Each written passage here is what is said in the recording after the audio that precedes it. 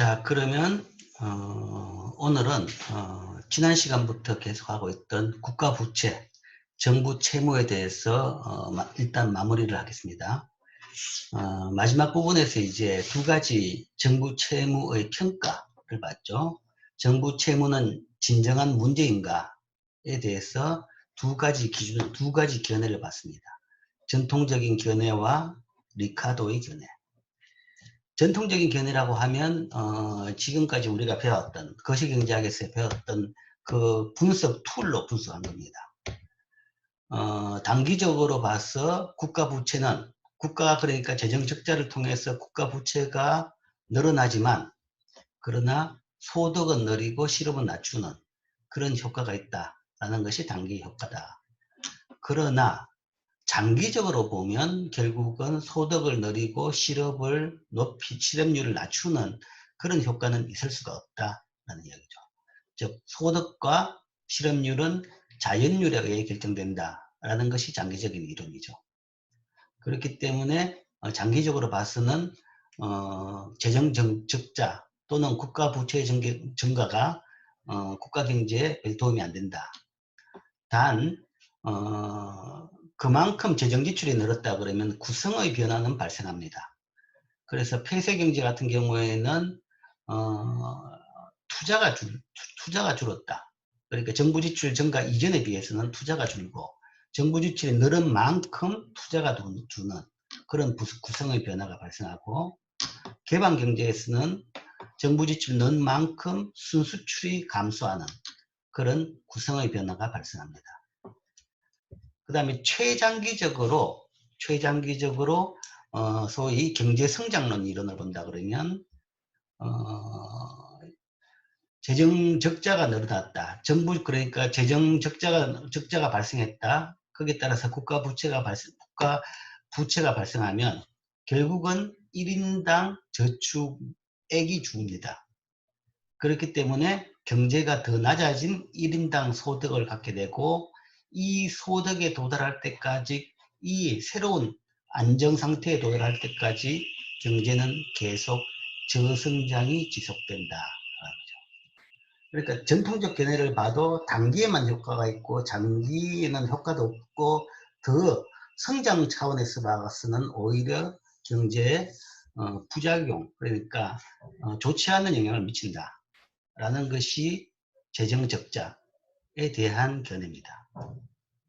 그러나 이에 대해 가지고 또 다른 아주 좀 고전적인 견해가 있는데 리카디안 이퀴밸런스, 리카드의 등가의 논리는 실제 이제 재정 적자가 있어봐야 별 효과 차이가 없다.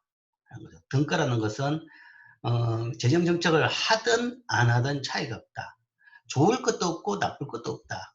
라는 것이 리카드의 논리인데 그것은 이제 사람들이 미래지향적으로 행동해가지고 거기에 따른 적자 부분을 나중에 세금으로 다시 받아갈 것이다 라고 생각한다 그러면 전혀 효과가 없다라는 이야기죠.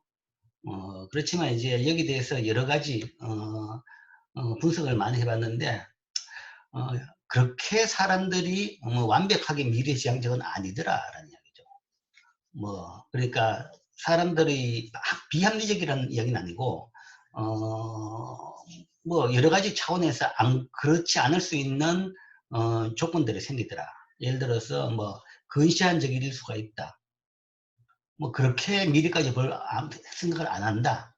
또는 사용 제약이 있다 그러면 이때는 소비를 늘리는 것이 합리적이다. 그 다음에 쭉 전체적으로 그 효과를 보더라도 그것이 나중에 갚을 것이 내 책임이 아니다.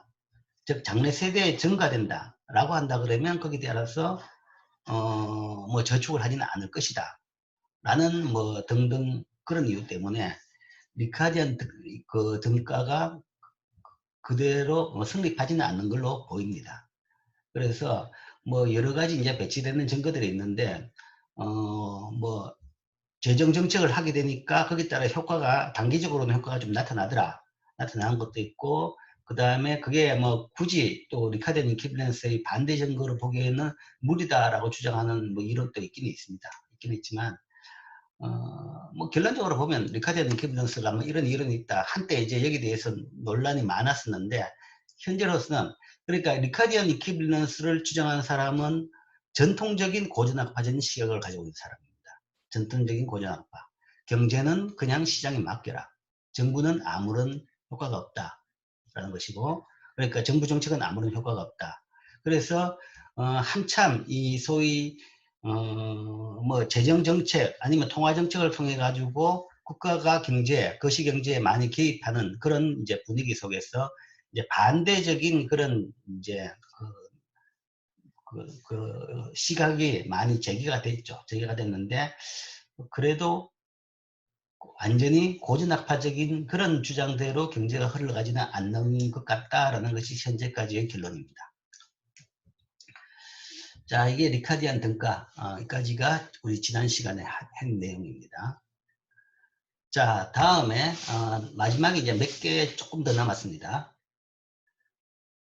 균형 재정과 최적 재정 정책. 일각에서는 이제 뭐 균형 재정을 강제하는 법을 만들 필요가 있다라는 주장도 있습니다. 뭐 우리나라는 아직 안 나오고 있는데 일각에서는 그런 주장도 있습니다. 그리고 경제학자들은 뭐 그 방향에 대해서는 상당히 동의를 합니다. 그렇지만 너무 뭐랄까 매년 균형시키는 것은 상당한 제약이 있다라는 것은 또한 생각을 합니다. 주장을 합니다. 그러니까 우리가 그 29년 대공황의 원인에 대해서 원인 중에 하나가 그때 고지시각의 균형 재정을 하기 위해서 경제가 굉장히 불황에 빠진데도 불구하고 재정 지출을 줄이고 세금을 늘리는 그런 정책을 취했다. 그것이 불황의 폭을 훨씬 더 키우는 부작용을 일으켰다라는 거죠. 그렇기 때문에 전체적인 균형 재정은 해야 되겠지만 매년 고지시각에 그걸 맞추는 것에 대해서는 조금 반대를 하는 입장입니다. 즉 많은 경제학자들은 필요하다면 적자가 필요하고 적자는 다음과 같은 용도로 사용돼야 한다라고 해서 매년 균형은 반대합니다. 즉 탄력적인 균형인데 그래서 적자가 발생할 경우에는 적자라는 것은 생산량과 고용의 안정화 차원에서 필요하다 그러면 적자를 일으킬 수 있는 거죠. 그러니까 불황일 때는 좀 재정 적자를 일으켜 가지고 그걸 이용해서 생산을 늘리고 고용을 늘리는 그런 정책을 해야 된다. 또 소득이 증감하더라도 세금을 비교적 일정하게 유지할 필요가 있다라는 거죠. 고지식하게 균형을 하려고 그러면 소득이 늘어나면 세율을 올려야 됩니다. 세금을 동일한 액수 거두려고 그러면. 안 그래도 경기가 불황인데 거기다가 세율까지 올리면 사람들이 더 죽을 노릇이죠. 그러니까 뭐 쉽게 이야기하면 지금 코로나 사태로 뭐 경제가 진짜 뭐 최악의 상태에 빠졌습니다. 빠졌는데 이때 뭐 장사도 안 되고 그냥 다 적자 보고 있는 판에 세금 더 내라 그러면 더 죽을 노릇이죠. 그러니까 그렇게 해서는 안 된다. 소득이 증감하더라도 세금은 비교적 일정하게 세율은 유지해야 된다. 필요할 경우에 세대 간의 소득의 재분배도 할 필요는 있다라는 이야기죠. 필요하다 그러면. 그러니까 그것이 이제 실제 그렇게 될 수 있는 환경이 된다고 한다면 최근에 그러니까 뭐 예를 들어서 90년대 이후부터 우리나라도 복지 시스템이 굉장히 많이 확충이 됐습니다.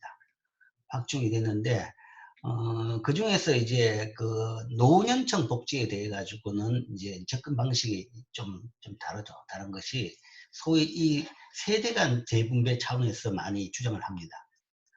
옛날에는 전통적으로 우리가 소위 나이가 든 분들은 집에서 다 모셨습니다. 모시고 노인들은 집에서 모시고 봉양하고 집에서 노후를 다 보내셨습니다. 그래서 자식들이 다 모시고 보냈는데 이제 핵가족화 되면서 이제는 노인을 안 모시는 그런 분위기가 바뀌고 있는 거죠.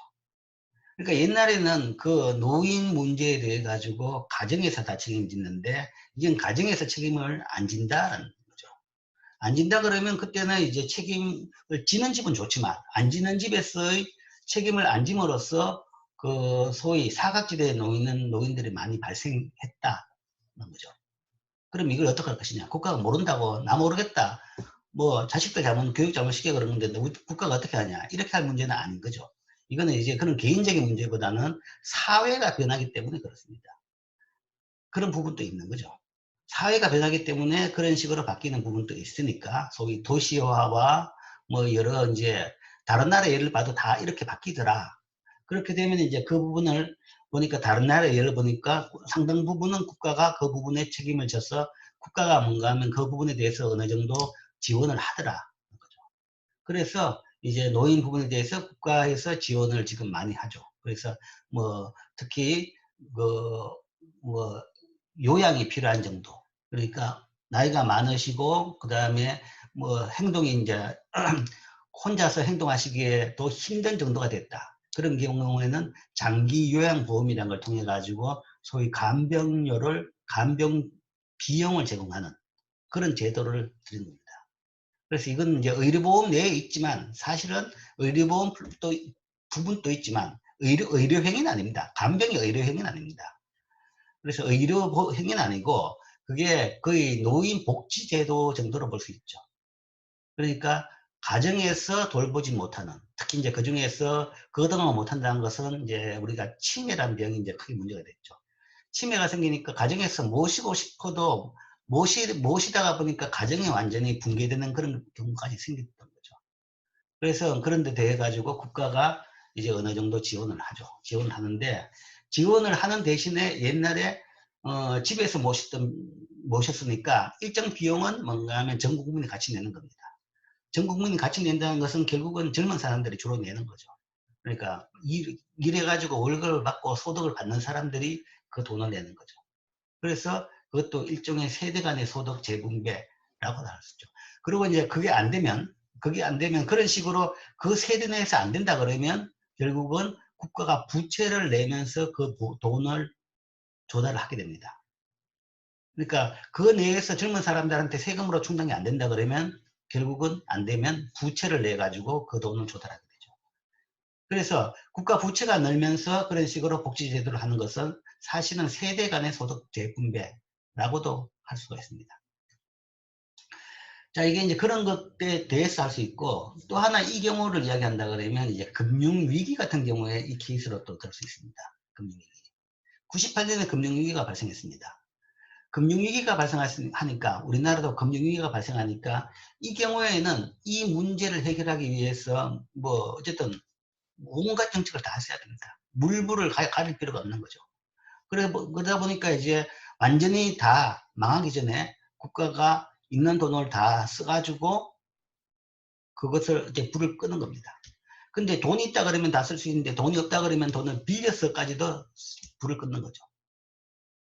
그럼으로써 우리나라 처음으로 국가 부채가 쌓이기 시작했습니다. 그래서 그 쌓인 국가 부채는 사실은 우리 세대에서 그걸 발생시킨 세대에서 못 갚는다 그러면 다음 세대들이 갚아야 되는 거죠. 갚아야 되는 건데 그것도 세대 간의 소득 재분배로 볼 수 있는 것은 만약에 금융위기를 방치했다 그러면 그때는 다음 세대가 받는 경제라는 것은 훨씬 더 나쁜 경제를 받는 거죠. 그러니까 정상화된 경제를 만들어주는 비용이 발생했는 것이고 그래서 그 비용을 미래 세대가 어느 정도 부담을 한다라고도 볼 수 있습니다. 그래서 그런 것들을 이제 필요한 경우에는 세대 간의 소득 재분배 차원에서 재정 적자 아니면 국가 부채 등등이 발생할 수도 있습니다. 그 다음에 이제 또 하나 문제가 재정이 금융정책에 미치는 효과. 자, 국가 부채가 많이 는다. 그러면 결국은 돈 찍어서 그걸 갚으면 되지 않느냐. 하는 이야기죠. 또는 부채가 더 늘라 그러는데 부채 조달이 안 된다. 그렇다 그러면 돈 찍어서 쓰면 되지 않느냐. 재정 적자는 화폐 발행을 통해서 조달 가능하다. 물론 이런 나라들이 여전히 소수지만 있습니다. 지금 세계적으로 이런 나라의 예를 들어보라 그러면 최근에 아주 여기에 상응하는 아주 극단적인 나라들이 짐바브웨, 아프리카의 짐바브웨하고 그 다음에 베네수엘라 이 두 나라가 지금 익혀 있습니다. 재정 적자를 화폐 발행을 통해서 조달했습니다. 그러니까 경제가 다 붕괴가 되고 세금을 거둘 수가 없으니까 세금을 거둘 데가 없으니까 그냥 그럼 돈 찍어 쓰자라는 거죠. 돈 찍어 썼습니다. 그런데 이제 그 결과 하이퍼 인플레이션이라는 것이 발생했죠. 그게 이제 이 두 나라 예입니다. 뭐 아주 예외적이고 일반적인 나라는 그런 일이 발생하지 않죠. 높은 정부 채무는 정책 위반자들로 하여금 인플레이션을 유발하고자 하는 요인을 작용할 수 있다. 요인으로 작용할 수 있다. 높은 정부 채무 아니면 국가 부채 규모가 굉장히 크다 그러면 그때는 더 이상 빚을 못 내는 겁니다. 빚을. 굉장히 많다 그러면 더 이상 시장에서 돈을 안 빌려주려고 하죠. 그렇다 그러면 정책 위반자들은 당국은 인플레이션을 유발하고자 하는 요인이란 것은 돈으로 찍어서 화폐를 찍겠다. 화폐를 찍으려는 그런 요인이 있다는 거죠. 또 이걸 통해 가지고 채권 보유자들을 희생시켜 채무의 실질 가치를 감소시킬 수가 있다. 이런 요인이 있습니다. 부채가 굉장히 많으면. 그러나 이제 현실을 본다 그러면 다행스럽게도 현재 예를 들어서 2차 대전 이후라든지 그런 한 50년 이상의 데이터를 봐가지고 대부분의 나라에서는 이런 채널은 발견되지는 않습니다. 아까 말한 2개 정도의 나라, 몇몇 나라의 예외적인 예외는 있었지만 대부분 경우에는 재정정책과 금융정책 사이의 연계가 중요하다, 연계가 있더라라는 증거는 보이지 않습니다. 그런 식으로 행동하는 나라는 없었죠. 대부분 정부들은 인플레이션을 유발시키는 행위가 결국은 그거는 더 이상 복구가 안 되는 국가의 완전 몰락입니다. 경제의 완전 몰락을 일으킨다는 것을 다 알고 있기 때문에 그렇게까지 가지는 않습니다. 그러나 이제 그렇게 가는 나라가 있긴 있다 그랬죠. 짐바브웨하고 베네수엘라. 그 두 나라는 이렇게 갔습니다.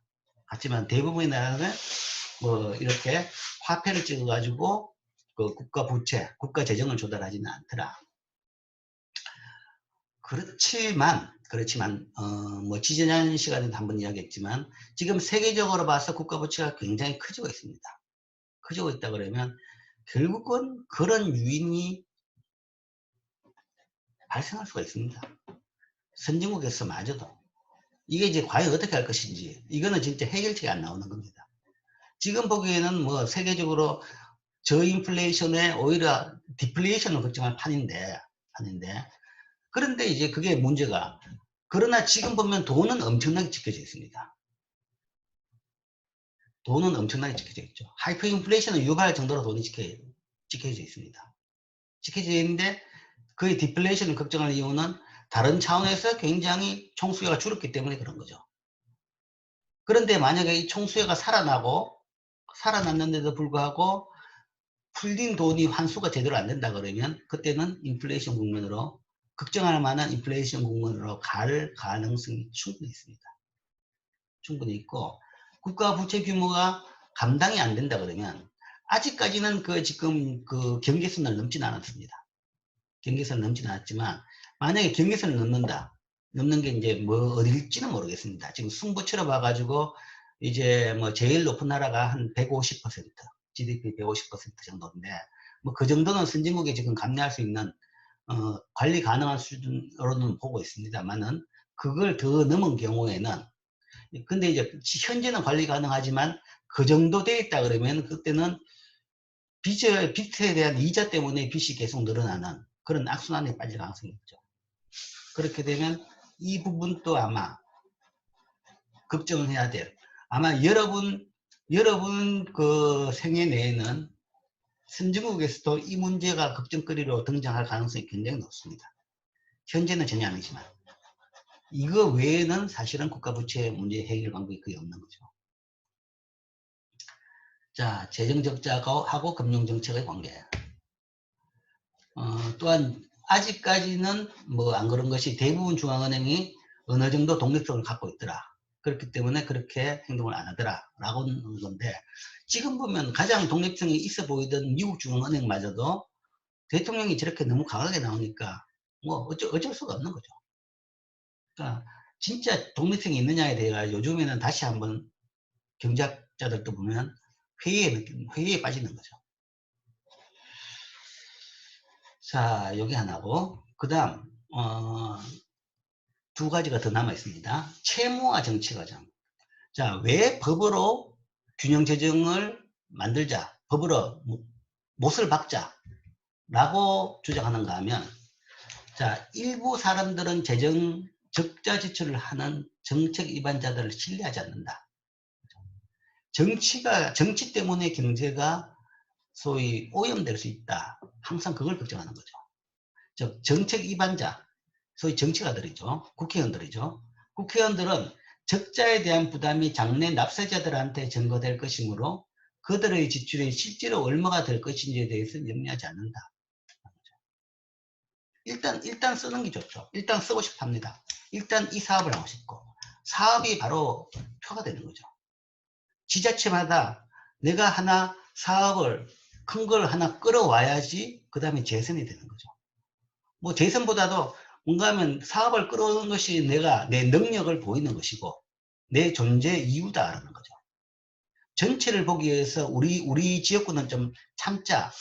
우리는 국가 재정을 위해서 우리 지역구는 좀 참자 그러면 그거는 이제 국가 전체를 생각하는 거고, 그러나 지역구 구민들 같은 경우는 나는 국회의원 당신을 뽑아주는 이유는 우리 지역구, 우리 지역을 위해서 뽑아준 건데 왜 국가를 위해 대통령 되고 싶냐? 그럼 대통령이 하라고 라고 되는 거죠. 그게 소위 이해의 충돌입니다. 국회의원 같은 경우는 지자체를 위해서 뭐 활동하게 되는 것이고, 그러면 국가 전체 재정보다는 당연히 지역사업에 더 치중을 하게 되는 거죠. 그러니까 모든 국회의원들이 다 그렇게 하다 보니까 소위 뭐 예산 나눠먹기라는 이야기죠. 예산 나눠먹어가지고 그 예산과 자기 주머니에 넣는다는 이야기는 아니죠. 아닌데 지역구별로 자기 지역구에 맞는 사업을 챙기는 겁니다. 그래서 힘 있는 의원이 있는 그 지역구일수록 그 사업이 더 많은 사업을 가지고 오죠. 그러다 보니까 이제 비효율적인 사업마저도 가지고 오는 겁니다. 적자에 대한 부담은 뭐 신경 안 쓰는 겁니다. 미래에 가든 어떻게 가든 그거는 알아서 정부가 할 일이고, 지출이 얼마 될지는 상관 안 하는 거죠. 그렇기 때문에 이제 그냥 놔두면 제어를 잘 안 한다 그러면 지출이 많아질 수 있다. 과다해질 수 있다. 재정 적자가 발생할 수 있다. 즉 여기에서 사실은 이제 이 시스템의 제일 큰 문제는 이 의사결정에서 피해를 보는 사람들이 의사결정 과정에 포함이 안 되어 있기 때문에 그렇습니다. 장래 납세자들은 의사결정 과정에 참여할 수 없기 때문에 그들의 이해관계가 고려되지 않을 수가 있다. 장래 납세자, 국가 부채가 늘어난다 그러면 그때는 결국은 나중에 젊은 세대, 여러분 세대나 아니면 여러분 자식 세대가 그 부채에 대해 가지고 부채를 짊어지고 갚아야 되는 겁니다. 그러면 당연히 여러분이나 여러분 그 밑에 세대가 거기에 대해서 반대를 해야 되는 건데 아직 태어나지도 않은 사람이 반대를 할 수가 없는 거죠. 그러니까 미래 세대들 증가에 대해 가지고 그게 진짜 필요한 일인지 필요하지 않은 일까지도 증가가 되더라 라는 것이 문제라는 이야기죠.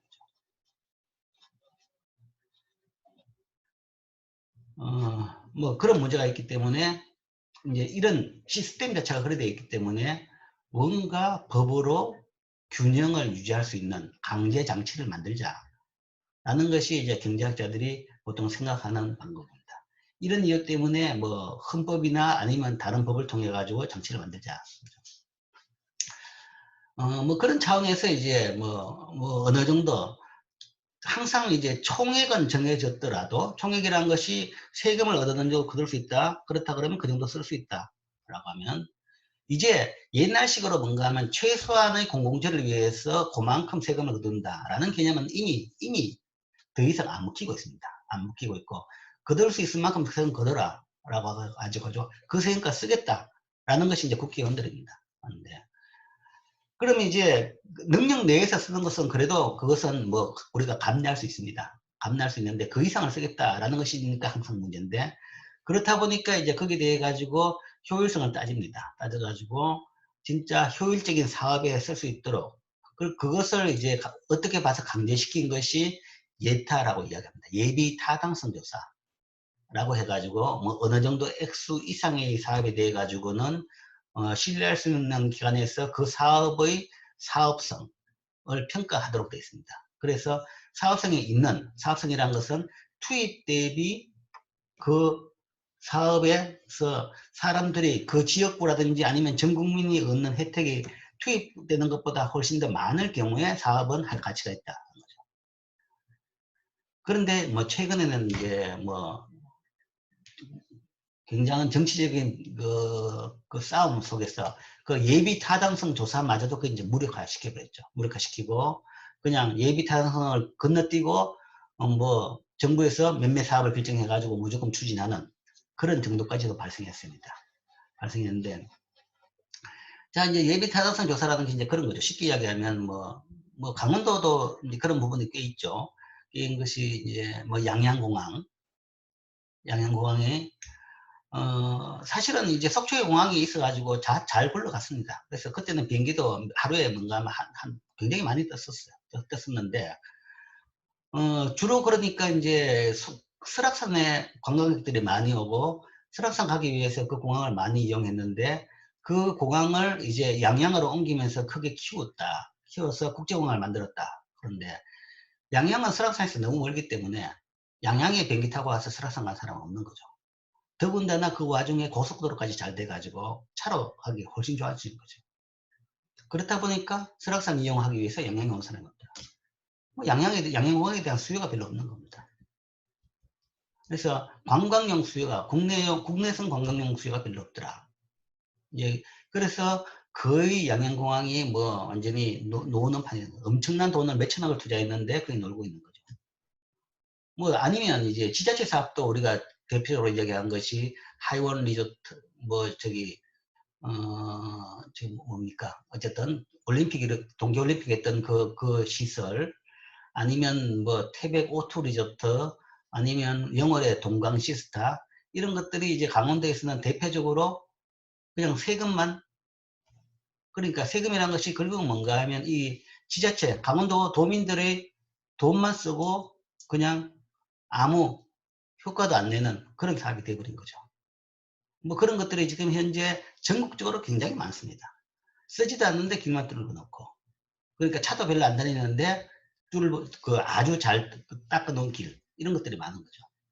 그러니까 이게 뭔가 하면 이게 진짜 필요하다 그러면 해야 되죠. 해야 되는데 필요와 관계없이 정치적인 힘에 따라 가지고 그렇게 낭비되는, 그리고 이제 그게 그때 있는 지자체장이랄까 아니면 국회의원이 하나의 그 사업을 가지고 온 것이 나의 업적으로 그렇게 하기 위해서 낭비되는 그런 것들이 꽤 발생하더라. 우리나라뿐만 아니라 세계적으로 그렇습니다. 이런 시스템은 이제 민주주의의 하나의 약점으로 볼 수 있는 거죠. 하나의 약점으로 볼 수 있는데, 그런 것 때문에 이제 그런 걸 막기 위해 가지고 예비 타당성 조사를 강제시킨다든지, 아니면 균형 재정을 대못을 박는다든지, 뭐 이런 것이 어느 정도 필요하다라는 주장이 있습니다. 즉 경제가 정치에 오염되면서 경제 펀더멘털을 흔든다라는 것을 이제 막자라는 거죠. 그 다음에 이제 국가 부채가 많게 되면 결국은 국제적으로도 그 나라의 힘이 떨어집니다. 그 나라의 힘이 떨어지고 발언권이 떨어지는 거죠. 정부 재정 적자는 결국 무역 적자로 이어질 수 있다. 그래서 이는 해외로부터 자금 차입에 의해서 조달되는 겁니다.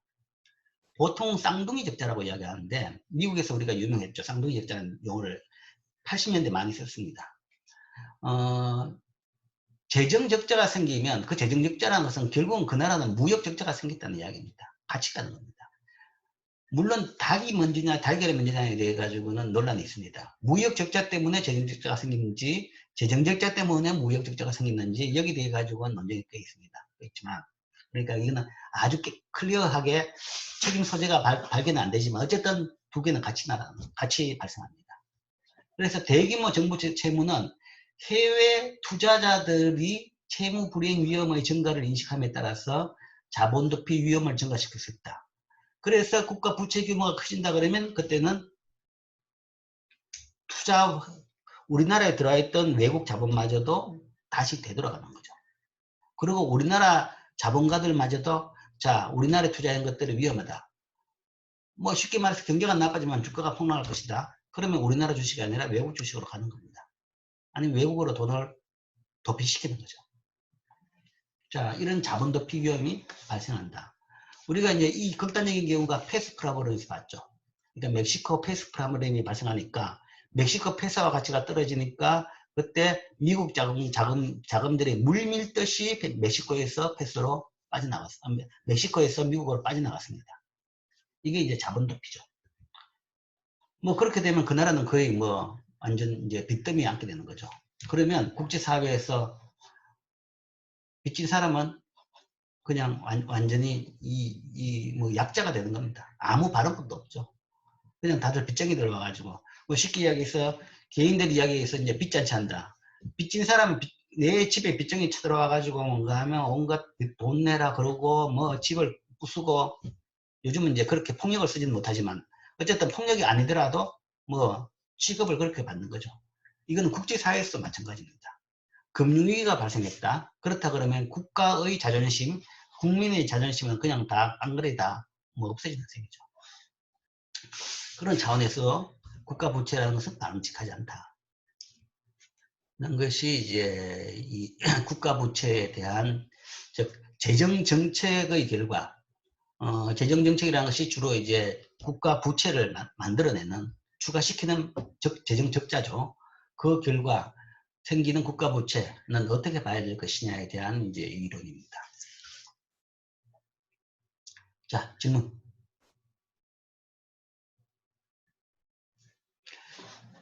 자, 질문이 없으면 다음 장으로 넘어가겠습니다. 자, 다음 장은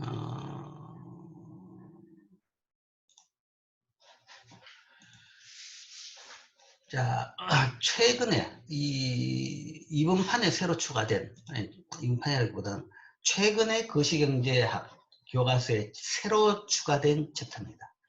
새로 추가된 챕터. 그러니까 교과서 시스템에서 새로 추가된 것이 우리가 안 하고 건너뛰었던 15장, 그러니까 초판에 비해 가지고 참 달라진 것은 15장 동태적 경제, 이제 그건 좀 안 하고 지나갔지만 거기다가 또 하나가 지금 이겁니다. 금융위기. 금융위기에 관한 내용인데 타이틀은 금융제도, 기회 및 위험입니다. 금융 시스템 자체가 소위 경제를 발전시키는 하나의 기회입니다. 이게 잘 돼야지 경제가 발전하는 거죠. 금융만 잘 돼야 경제가 발전할 수는 없습니다. 없지만 경제가 발전하기 위해서는 금융 시스템이 잘 갖춰져야 됩니다. 그렇지만 또 이 금융 시스템이라는 것이 하나의 소위 시한폭탄이 될 수 있는 거죠. 잘 갖춰져가 돌아가면 괜찮은데 그게 잘 안 돌아가면 실물 부분까지도 잡아먹는 그런 위험을 야기시켜줘.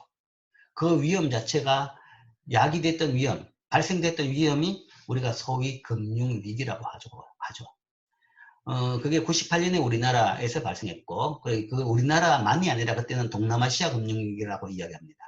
이스트에이시안, 그러니까 동아시아 금융위기라고 해서 그때 4개 나라, 한국, 인도네시아, 태국, 말레이시아 이 4나라가 거의 동시에 발생했습니다. 동시는 아니지만 한 시차가 1, 2년 있었지만 한꺼번에 발생했습니다. 그때까지만 하더라도 교과서에는 아니면 경제학자, 주류 경제학자들은 금융위기를 뭐 별 대수롭지 않은 걸로 생각했습니다. 그 뭐 후진국들이 원래 내 겪는 일이지 라고 생각했는데 이게 왜 교과서에 등장했냐고 하면 2007년 8년에 걸쳐서 미국에서 금융위기가 발생했죠. 소위 서브프라임 모기지발 금융위기가 발생하고 그 다음에 2008, 9년에 유럽에서 소위 픽스 나라들의 소위 재정 적자, 국가 부채발 금융위기가 또 발생했습니다. 그래서 선진국에서 마저도 금융위기가 생기더라. 그러니까 이제 놀라가지고 지금 연구를 굉장히 많이 하고 있습니다. 하면서 교과서에서 가장 이렇게 큰 챕터를 하나 차지할 정도가 됐습니다. 98년의 금융위기, 97년 금융위기만 발생했을 때도 사실은 그때까지만 해도 내 평생에 내가 금융위기를 겪을 거라고는 상상을 못했죠. 그 전까지 경제학하는 사람들이 뭐 거시경제학을 하는 사람이니까 금융위기에 대해서 공부는 하고 뭐 소위 말해서 후진국적인 현상이다 정도는 생각하고 있죠. 알고는 있는데 그게 내가 겪을 거라고 생각을 못했죠. 거기다 따져보니까 내가 지금 3번이나 겪었습니다. 그러니까 우리나라 금융위기도 겪었지만 미국 금융위기, 유럽 금융위기가 바로 우리나라에도 영향을 미쳤습니다. 큰 영향을 미쳤죠. 그 이야기는 이제는 이 금융위기라는 것이 후진국 현상이 아니라 그냥 경제에 있는 일반적인 현상이다. 그리고 지금부터도 계속 발생할 수 있다. 라고 보는 거죠. 그래서 교과서의 한 챕터가 된 겁니다. 자, 이 장에서 살펴볼 내용은 건전한 금융제도가 어떤 일을 해야 되느냐,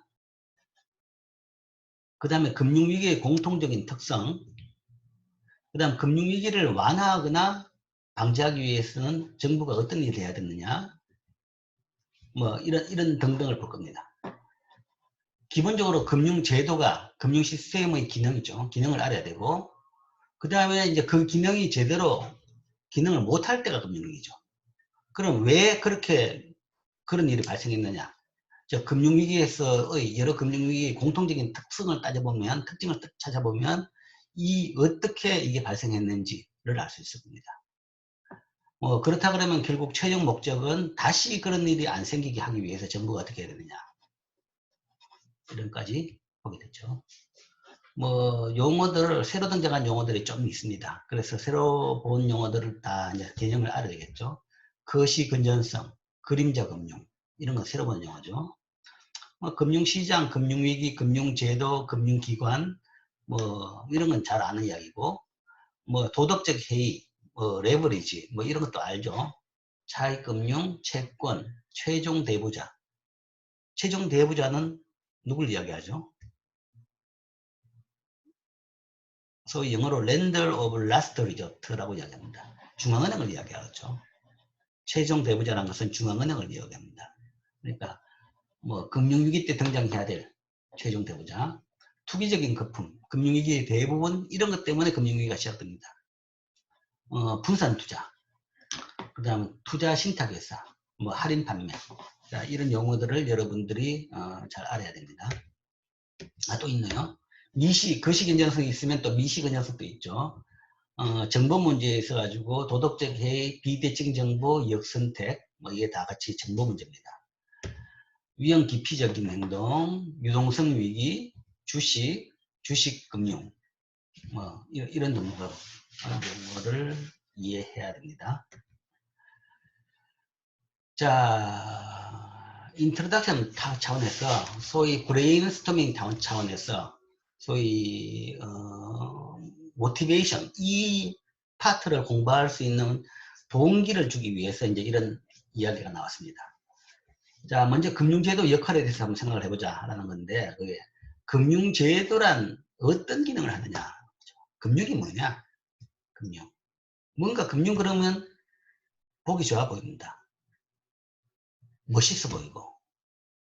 경제학과 들은 학생들한테 왜 경제학을 선택했냐 그러면 다들 대부분 학생이 한 절반 정도 학생은 금융기관에 취직하기 위해서 아니면 은행에 취직하기 위해서 라는 얘기합니다. 그래서 경제학을 전공한 사람은 많은 사람들은 금융에 대해 가지고 뭔가 거기에서 자기가 역할을 하고 싶어하는, 그게 이제 하나의 거기서 직업을 얻고 싶어하는 그런 사람들이 많습니다. 그 금융은 어떤 걸 하는 것이냐, 한번 잘 생각해 보시고 그냥 답을 바로 하죠. 여기서 일단 교과서에서 식으로 답을 먼저 하면 한 4가지 정도로 여기서 지금 요약은 했습니다. 나눠서 이야기하려고 그러면 한 10가지도 쓸 수 있고 여러 개 돼 있죠. 그런데 이제 첫 번째 본질은 이겁니다. 투자 재원의 조달. 금융이라는 것은 투자 재원의 조달이 바로 금융의 기능입니다. 자, 한번 볼까요? 잠깐만. 자, 거시경제학 우리가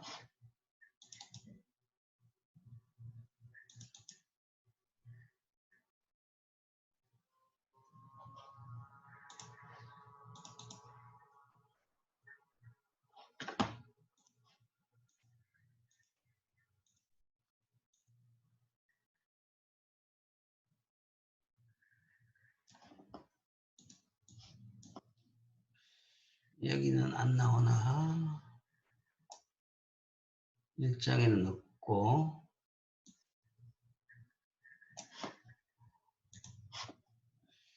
2장에도 없나?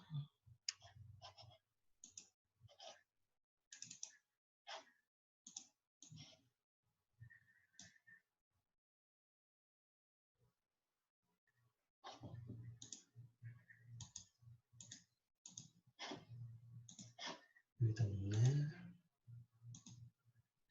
잠깐만요.